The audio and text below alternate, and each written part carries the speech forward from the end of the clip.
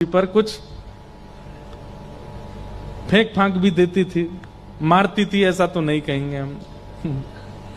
लेकिन वो एक प्रसंग है, गन्ना वाला प्रसंग।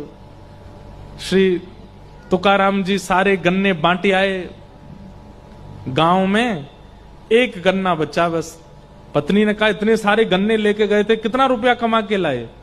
बोले रुपया कमाने के लिए तो लेके गए थे, पर बीच रास्ते में बच्चों ने मांग लिया गन्ना दे दो, तो हम तो मुफ्त में ही बांटी आए। एक ही बच्चा है, बालक कम पड़ गए, नहीं तो ये भी चला जाता। पत्नी को गुस्सा आया, गन्ना लेकर के तुकाराम जी की एक पीठ पर दिया, सो दो हो गए। तुकार हंसने लगे, वाह मेरी पत्नी कितनी बुद्धिमान है। क्यों? मैं सोच रहा था एक ही गन्ना है, घर में खाने वाले दो, कैसे खाएंगे? इसने मार के दो कर दिए, ले एक तू खा एक मैं खाऊंगा। तो उनकी पत्नी अनुकूल नहीं थी, लेकिन वो उसकी हर स्थिति को स्वीकार करते थे।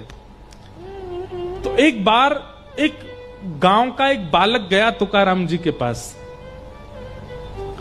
और उसने तुकाराम जी से जाकर के कहा कि महाराज मैं आपसे एक बात पूछना चाहता हूं। बोले क्या?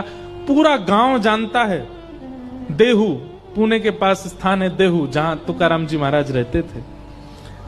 बोले पूरा देहू जानता है, सब गांव के लोग जानते हैं कि आपकी पत्नी बिल्कुल अनुकूल नहीं है आपके, उसका व्यवहार अच्छा। एक और बात है, श्री तुकाराम जी महाराज का ऐसा मैंने सुना भक्त चरित्र में कि उनका पहले ब्याह हुआ था, एक बेटा भी था, पर अकाल की वजह से पत्नी और बेटा दोनों की मृत्यु हो गई।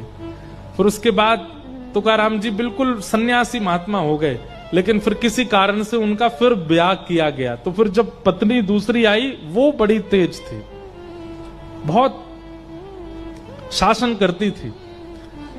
तो उस बालक ने कहा पूरा गांव जानता है, पूरा देहू जानता है कि आपकी पत्नी बिल्कुल अनुकूल नहीं है, लेकिन फिर भी आप इतने प्रसन्न दिखते हैं।